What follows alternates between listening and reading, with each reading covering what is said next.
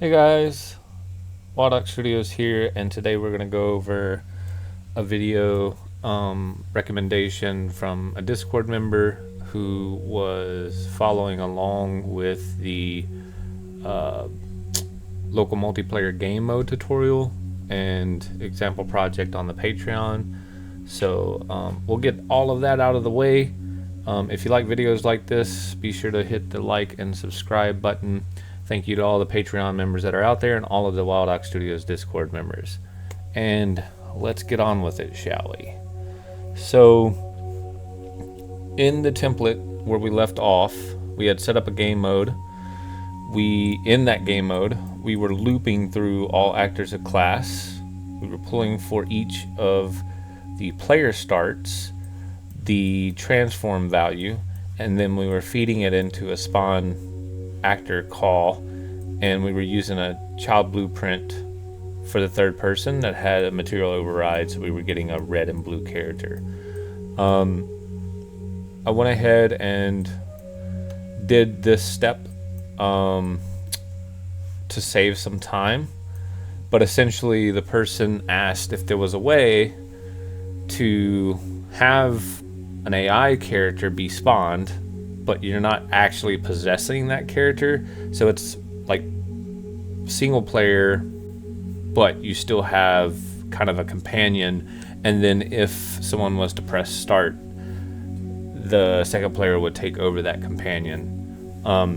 So what I've done is I've removed the player start all actor of class loop for the player start, because we don't, in this situation, we wouldn't need to. We only need one.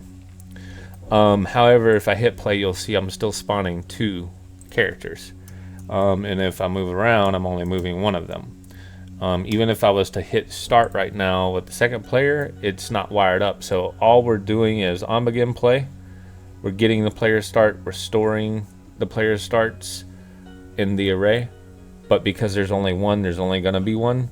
I just did this to make it safe. That way, if someone added multiple, we would still be able to get all of the player starts. And then I've essentially said, in this situation, I only want two players. So it's a for loop with two indexes, 0 and 1. And then for each for loop, I'm storing the array index, and then I'm adding the mapping context to the local player system. If we are greater than index 0, we're not player 1. All of that logic is the same. The only difference is I'm not possessing the second player with that controller. So the controller exists, it has a context, but we're not possessing the pawn that we just spawned. So that's kind of where we are. And this is a good place to basically go over how to set up customized logic on something that exists.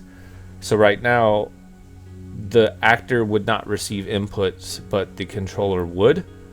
But if we go back to the project, you'll see in the world settings, we are using the base parent player controller class, which means we don't have any custom logic on it.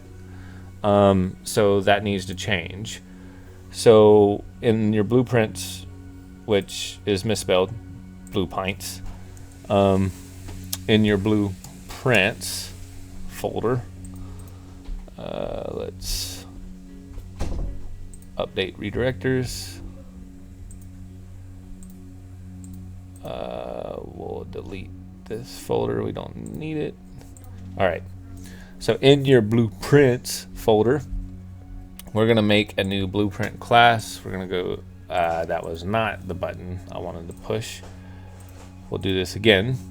We'll make a new blueprint class, all classes, and here look for player controller. Now, again, we've went over inheritance before. We did it with the pawn, with the character class. But essentially, we're going to be making a player controller, and we're not changing anything. So all we have to do is name this BP player controller, and we set this to the BP player controller, and we hit play, and essentially nothing changes. because on the inherited controller we don't have any overridden logic.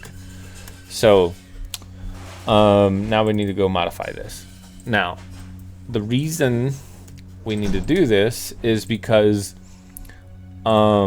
if it's the player 2 and the player hits start, right? We want to do something. We want to be able to detect that. So a couple of things are going to happen here. We need to go to inputs and actions, and we need to create basically an action like jump that's going to be a Boolean value that we can detect on the controller. So I'm just going to duplicate this, and I'm just going to name it IA, and I'm start. And then press and release should be fine for the triggers. And then this looks good. We don't have to change anything. Then we are going to go to the context or the default mappings here, and we're going to just add IA start. And then here we're going to map this to the enter key for the keyboard.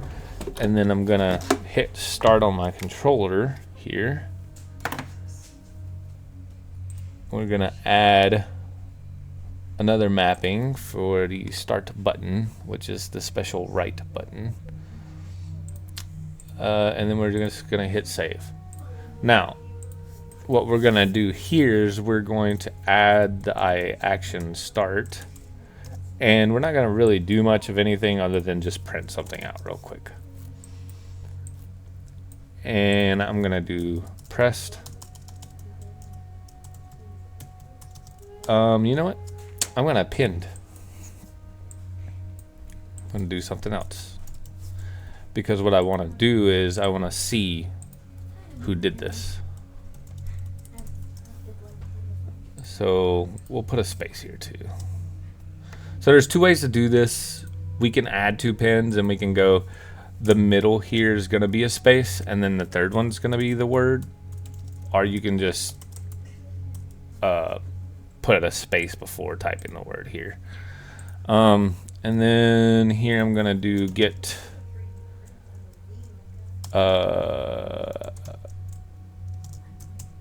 let's see. No.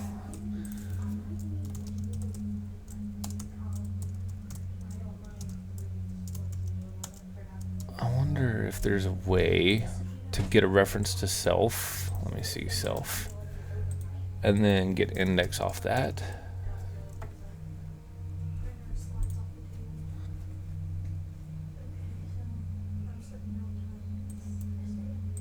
I think we can do it this way.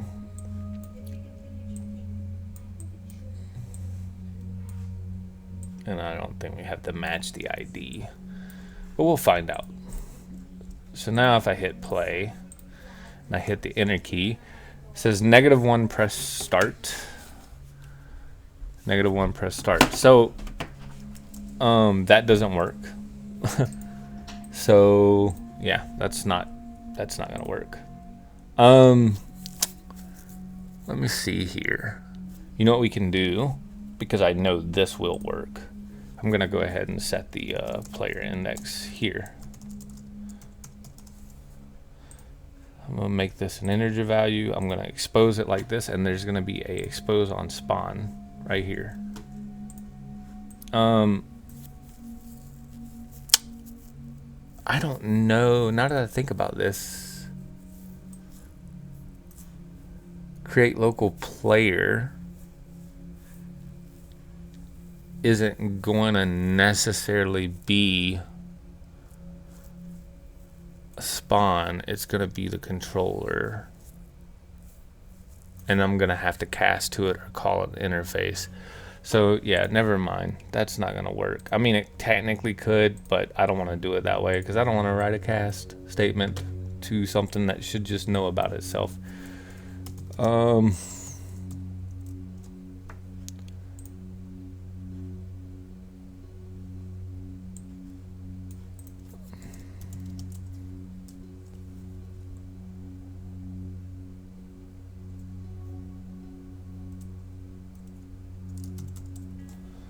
think about this.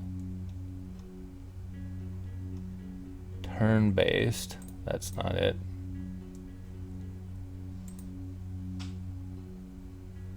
Key event, and that's not it.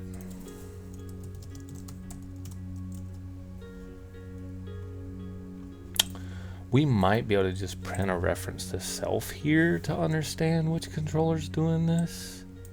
I think, yeah, I think that's probably the better way of handling this.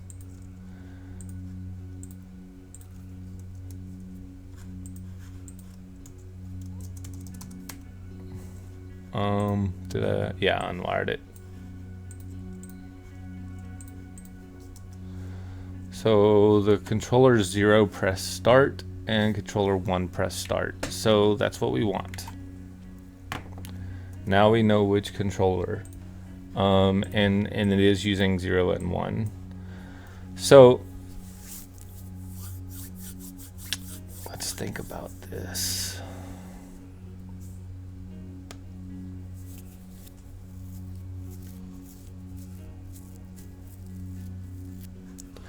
What we're gonna want to do here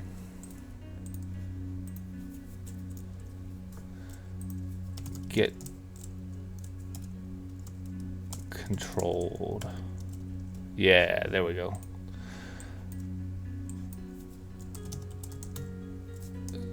Now we want to do an is valid. So when this is triggered, we're gonna get the controlled pawn. If it is valid, I'm just gonna print we have a valid pawn.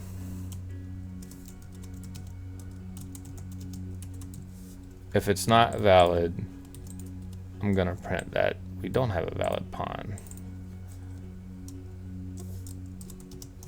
And this should give us the logic that we need to be able to make a decision at this standpoint. So if I hit enter, I have a valid pawn. If I hit start, there's no valid pawn, right? So at this point, you're able to say, okay, look, if I'm valid, I don't want to do anything. I don't want this thing to do anything. That means that we are valid. If we're not valid,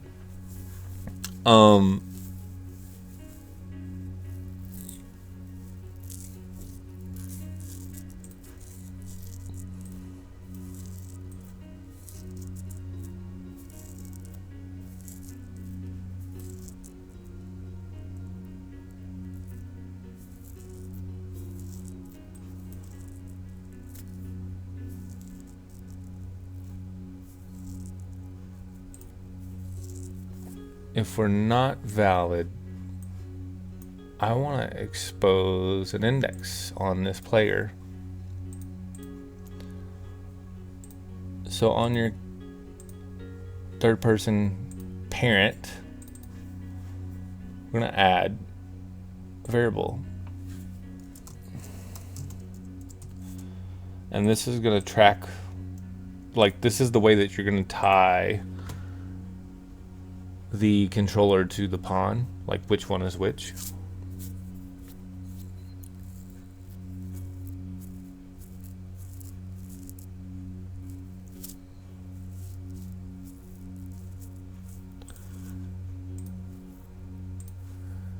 We go back to here. If you hit refresh,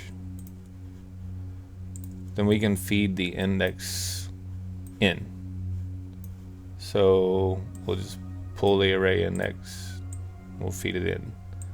So in this case it would be index 1, in this case it would be index 0. So now the third person character or the child, either one of them is going to have an index on it.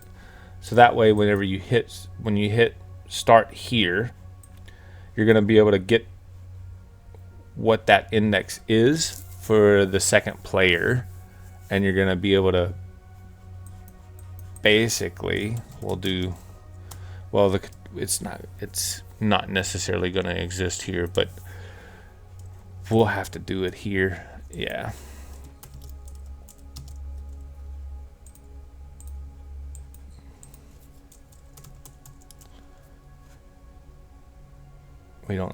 We need the characters. And then at this point, we're going to get a copy, which is going to be the index value that is on this controller. And in this case, we know this is 1.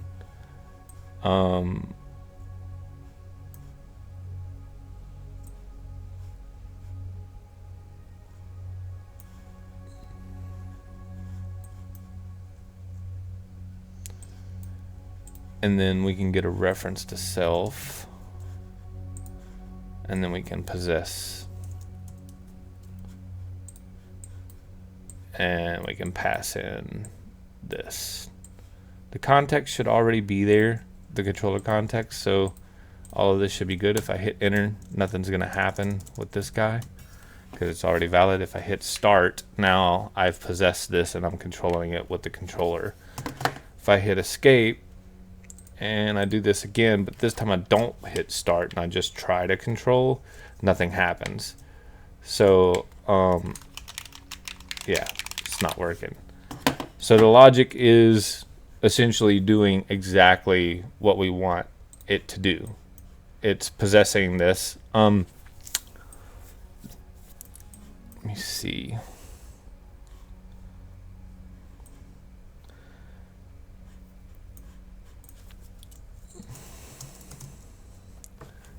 I wonder if there's a way.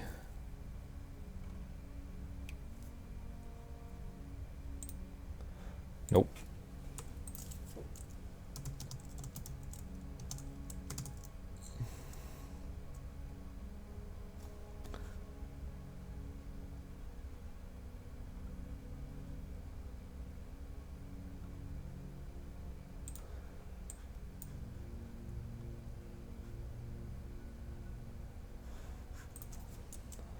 We already have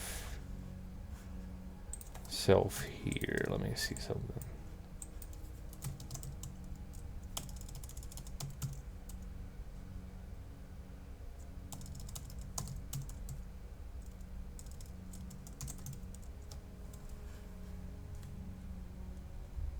Nope.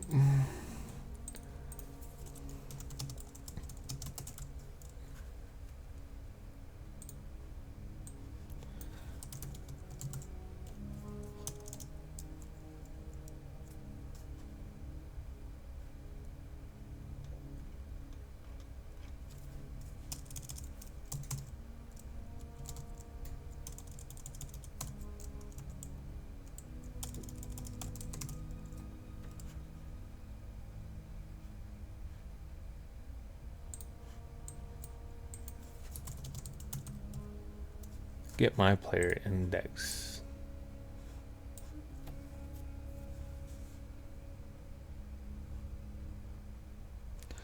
But that's not.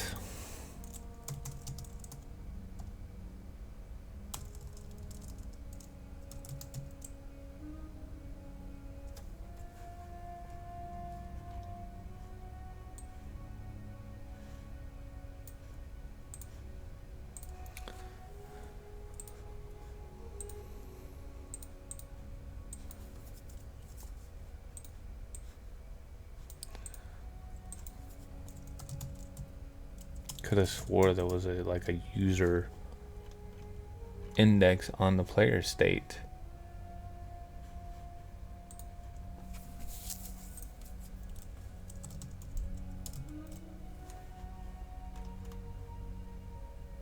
And that's not it. And could have swore it was like platform index.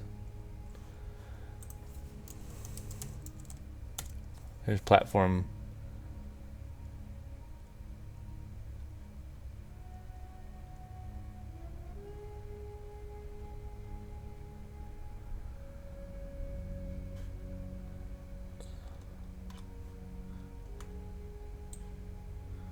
Directory ID, platform user ID, create local player for platform user, get local player controller from platform user.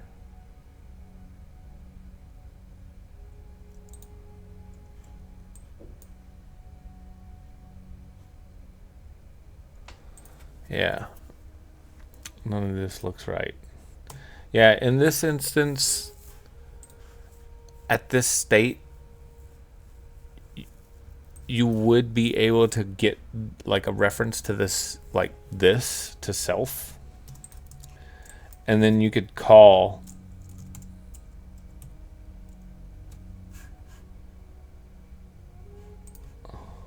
I mean, I guess you could parse the name of this guy too to understand which one it is.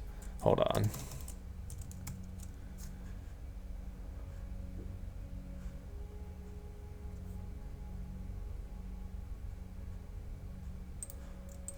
Let's see.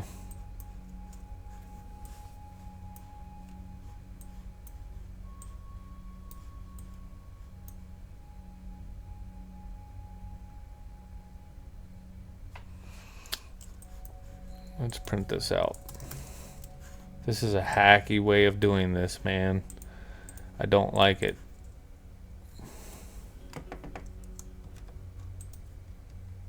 Yeah, BP controller 1. Do not like this. But technically,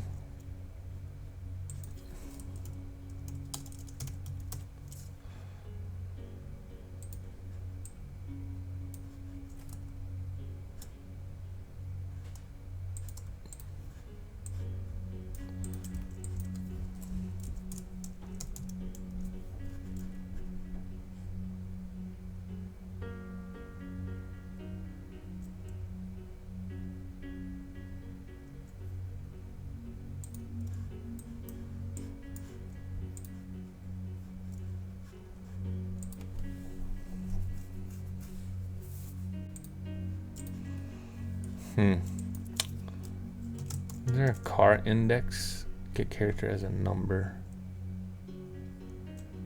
Get character array from string.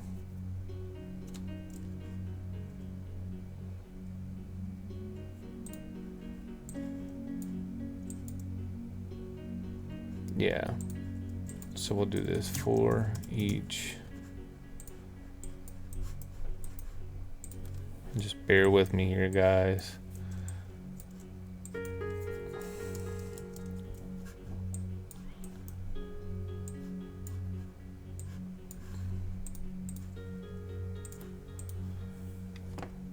So the last one is 19. All right.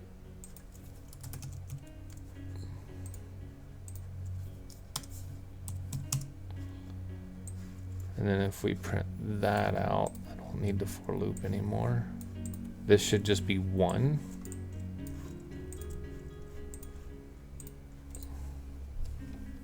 Yeah.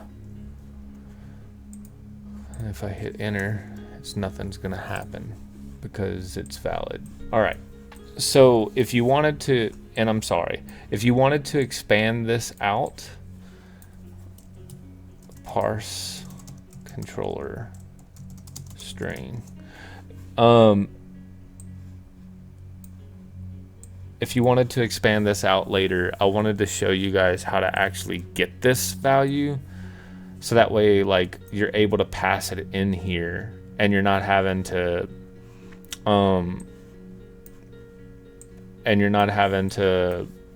like, take a chance that you're using the wrong controller.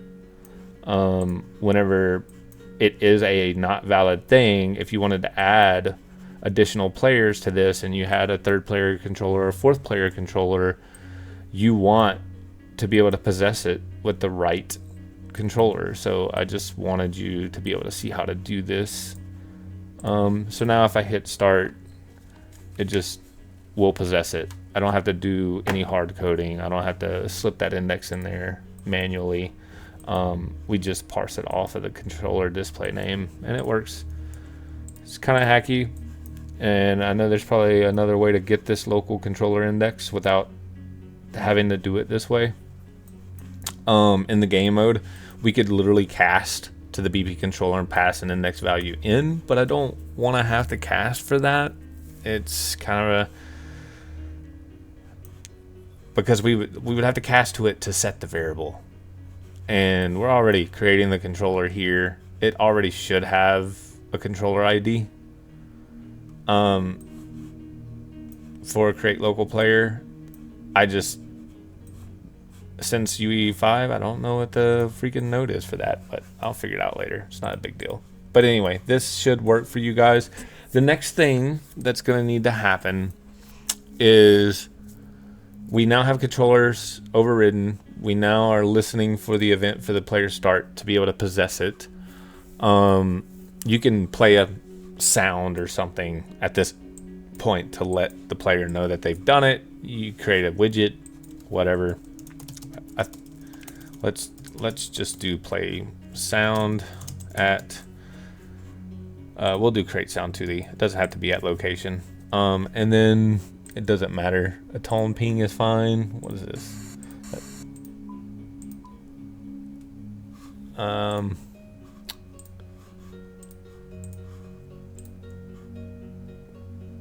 On click button could be cool. Yeah, that'll work. So now if somebody joins,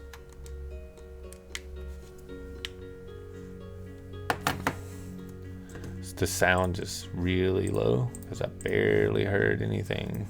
Create 2D. Oh, I need to call play.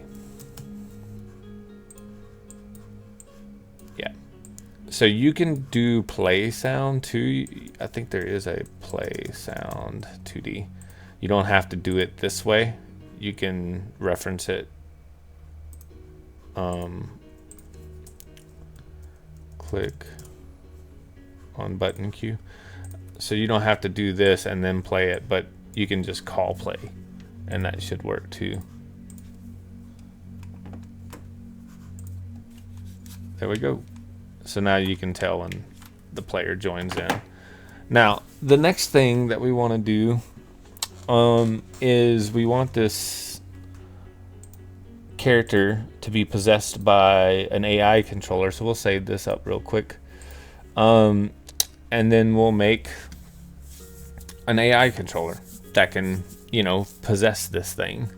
Because we're going to need some basic, like a service that runs on a timer that says, like, you know, every 5 seconds or every 10 seconds or whatever, look for the other player and make sure, like, we're following this guy. We don't want them to just constantly, I mean, we could do that. I could just do like a move to node and then have this guy constantly follow. The other thing, let me see if navigation's in here. Nope, we don't have a nav mesh. That's the other thing. In order for AI to move around, they need to have a navigation mesh. So we need to make a nav mesh bounds volume. And then I'm gonna show navigation so that you guys can see what it looks like while I'm spanning this out over this portion of the map. Let's see. So nav mesh bounds is essentially telling the AI like where it has the freedom to move to, and then it also does things like this, which is like, without it running expensive collision checks, the AI just knows within this navigationable area where it can move to, without going, oh, if I walk over here, I'm gonna bump into this thing. So it's just a cheaper way of AI knowing where it can go. And once you get that drawn out, you're good. It's in the thing, it's in the level, it's the nav mesh is generated. Now the AI will know where it can and can't go. Let me see. I think the default controller on the class is going to be, let's go look at that.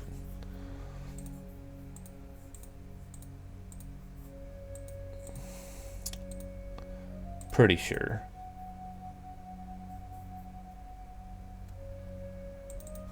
The default controller is going to be AI. So let's just type in controller. Yeah, AI controller class is AI controller. So we're cool.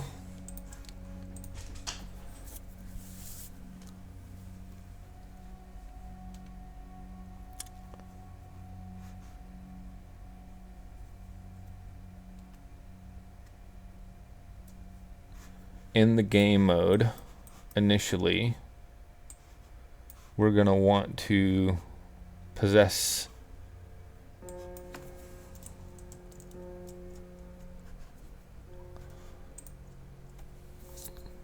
we're going to want to possess with an AI controller. Let me see. Let me think about this.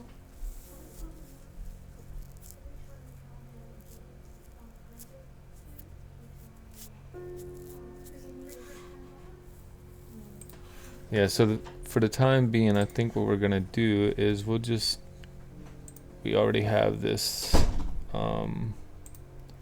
controller in this blueprint, that's top level blueprint.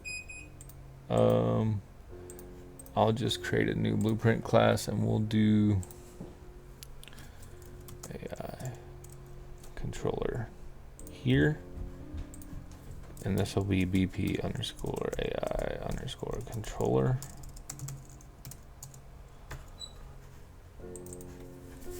And then in the event graph, on begin play,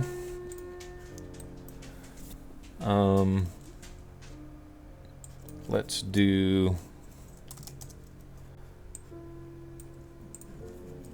hello, I'm a AI character. Because what in the game mode, whenever we possess this with this AI character, I don't even want to say we have to do it here because we're spawning it. What we can do is in the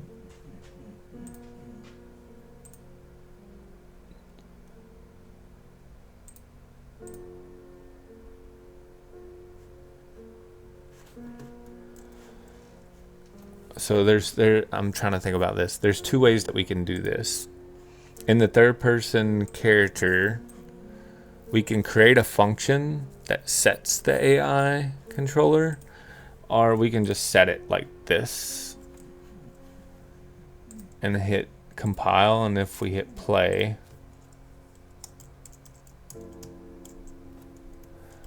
I think on the third person character parent also,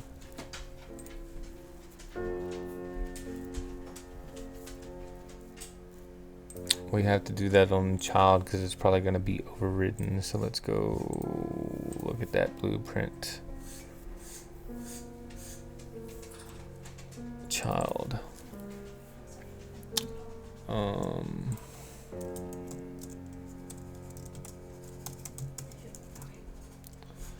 So it is here.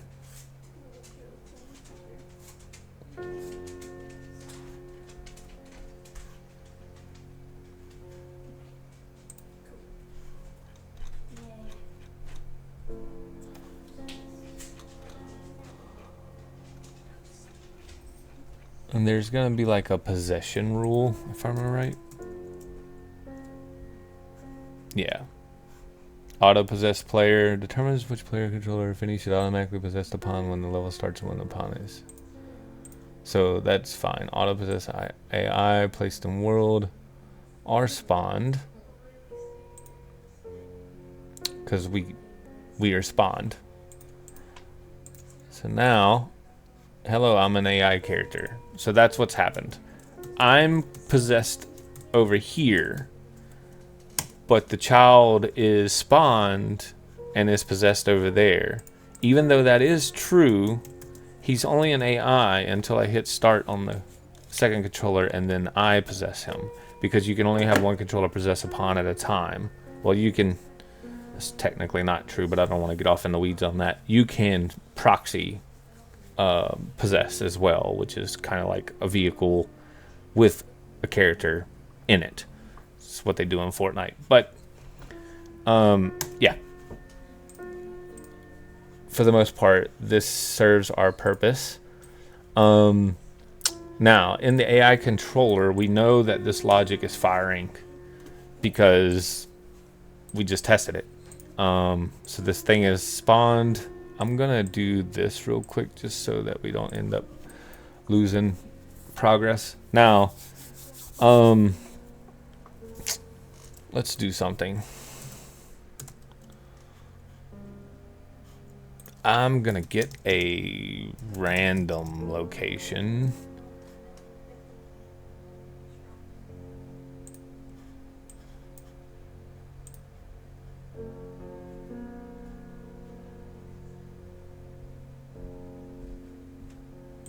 And we'll do, actually I think the default filter class is it. I'm gonna get controlled pawn.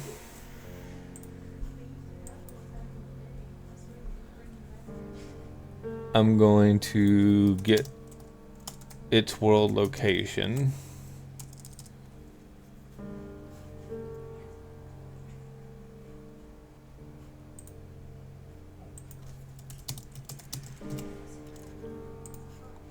I'm gonna feed it this as the origin, and then I'm gonna say within a radius of like 500 meters, give me a random location, and then I'm gonna move to location. I think the rest of this should be fine, and self should be fine, so we'll just test this out.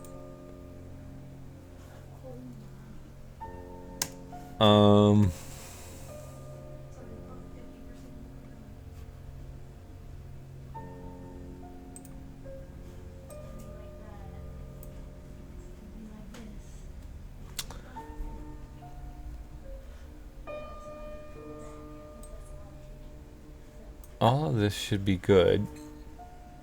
Acceptable radius.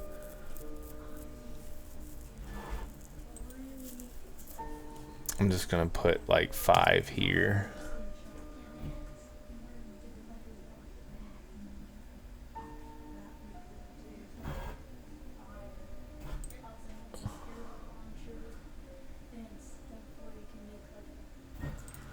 Both of these shouldn't need to be set. Yeah, it's still gonna give us none here. Move to location event graph. Access none, trying to recall K2 pawn. Yeah, so it's having a problem getting the pawn. It doesn't think it's controlled a pawn just yet because the possession is happening after the spawn call, which makes sense, right? So we need to delay this, and then later we'll need to defer this to like a delegate or something. But as of right now, we don't need to perform this operation until we know the controller has possessed it, essentially. So, and this can be fixed with like on possessed, right? So, this way, event on possess. We know that this isn't going to fire.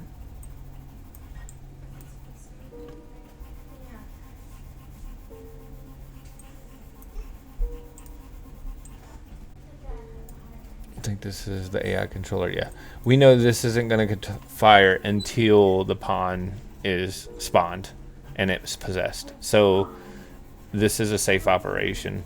The recast filter I don't think is going to matter at this point. Yeah, so he's going to just, he tried to move and he was like, yo, I'm good, because it was like right here.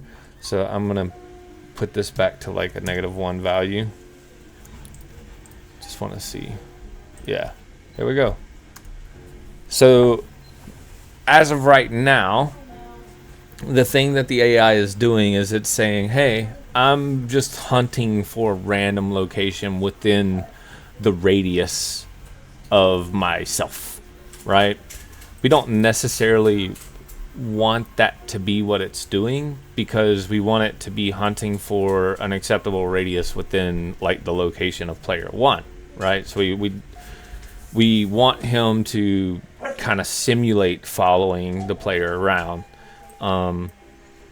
So what we'll do on possession is I'm gonna add a custom event.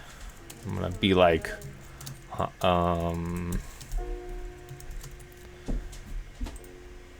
let's see, hunt for near location. And then on begin play, on begin play, or on possession, we are going to get all actors of class. We're going to find that player. Not the player controller, but the character. We're going to get the first character. And we're going to promote it and store a reference to player 1, basically. So this is player 1. The game mode has this too. Let me think about this. Because getting all actors of class over and over and over and over and over again for everything is kind of bobo. Let's do this. We'll do get game mode. We'll cast this to the BP third person game mode. And we already have the player references, so get player. We don't have the player references. We have the player starts that we're storing.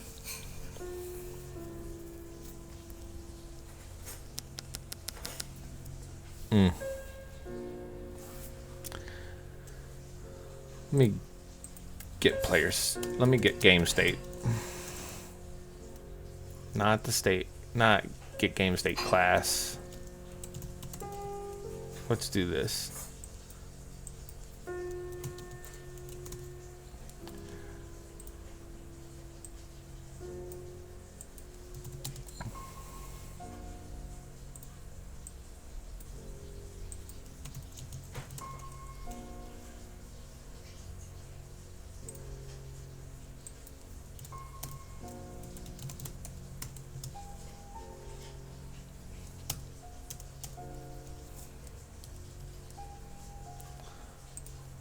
All right.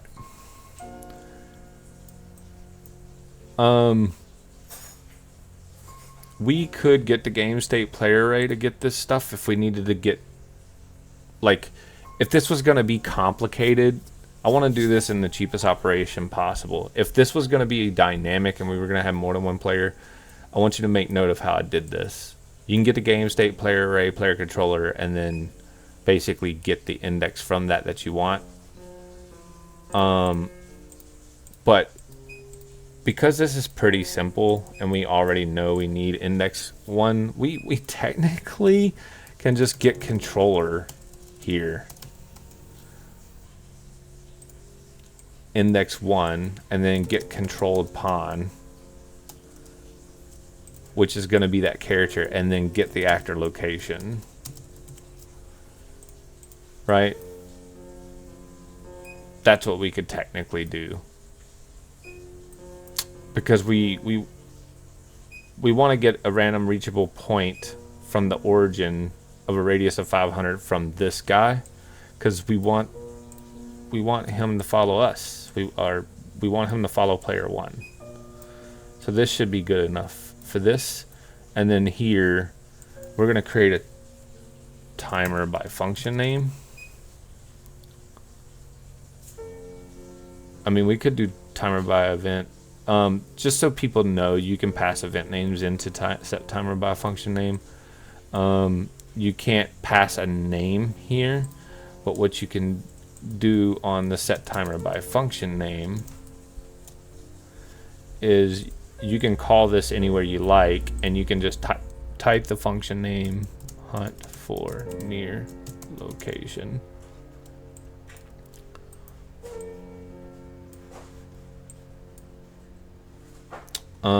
And then you can promote this to the like hunt for near loc handle for timer handle. And we'll loop this, and we'll do it like every 1 second for right now. So let's see how that's going to act.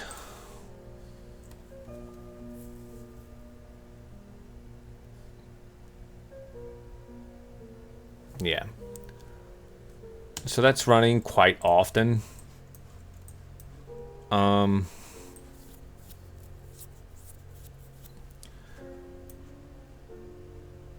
Let's do this every like 3 seconds.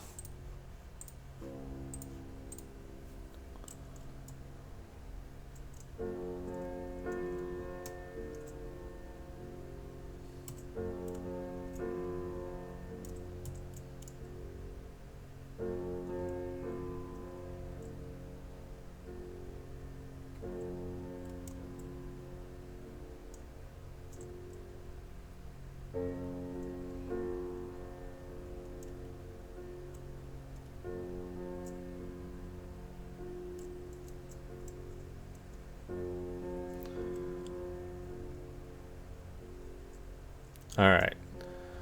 So I'm pretty happy with this. One thing that you can do to make this better is when you go to check for your move to location, you can perform a check of distance. So you can say get controlled pawn, and then you have this actor's location. Let me see. I think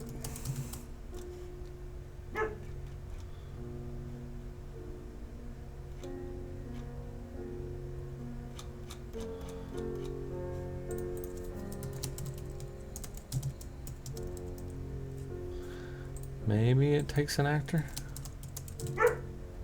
Yeah, get distance 2. And then we'll do the other one. And we'll say if this distance is greater than, I don't know, 300, then we need to move to the location.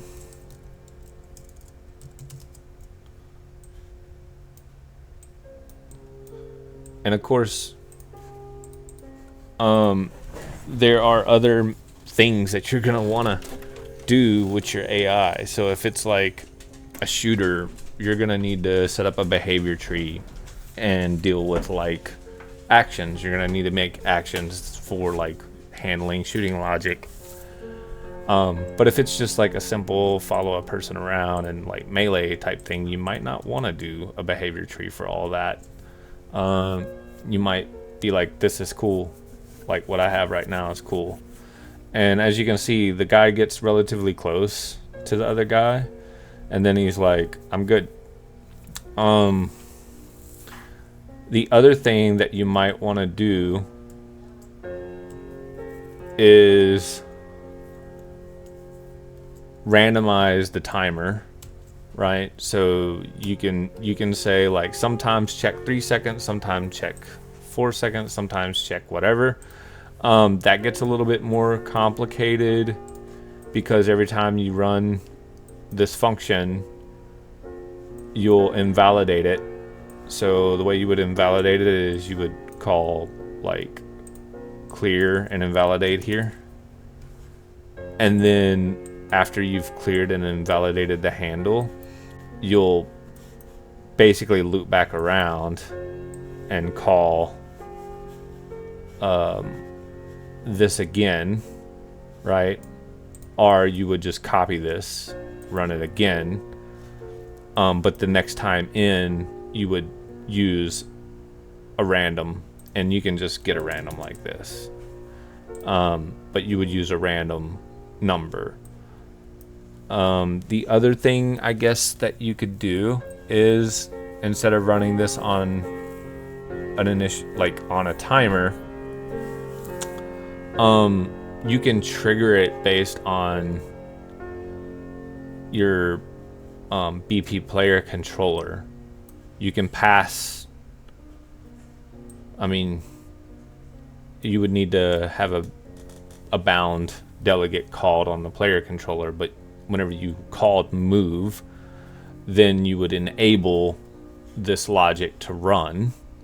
So you would just set a Boolean value to be like this can actually run instead of this distance thing, you would have an and condition, and this could run more often. But you would basically, as the other player was moving, you could call move to location and just make sure the distance is where you want it to, and he'll kind of follow that person around. So for now, I think that this kind of suffices to show you like how you would go about this type of a setup. And then of course, like again, like if I'm playing this thing and this AI character is like following me around, did I just confuse it? Or did, oh, I cleared it and validated the handle. That's right, I added that additional logic here. But yeah, I think that this will suffice in kind of giving you the basics of how this works, how you would go about setting up something like this and expanding on it. Of course, you would need to set up your HUD and all that other good stuff, but this is essentially answering the question of like, how would I set this up so that I have an AI character that essentially like follows player 1 around until player 2 hits start. Yeah, it's funny, he's like trying to find this random location and he's like, oh yeah, I'm close enough now, I don't need to do it. I got distracted. But yeah, if I hit start and I'm in, now I have control of the character, the AI no longer does.